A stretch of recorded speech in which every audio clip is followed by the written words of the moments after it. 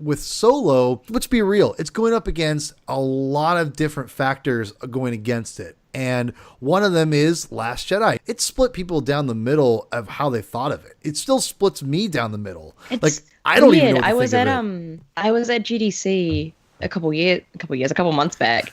And that's like not a Star Wars event. That's an industry game development tech event.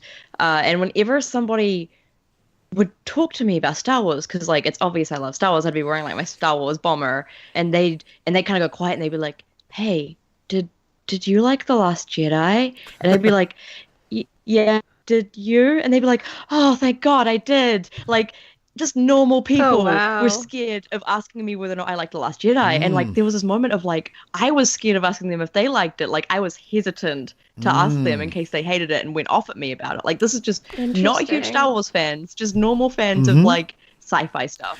Yeah. And it was weird having that experience because usually it's like someone says you like Star Wars, you're like, "Oh, I love Star Wars. The Force Awakens was real fun," and blah, blah, blah. But with The Last Jedi, it's like a totally different atmosphere with just normal people. And that's the thing. So you have that going on in fandom, in hardcore fandom. It's gotten ugly in parts. Oh my Lord.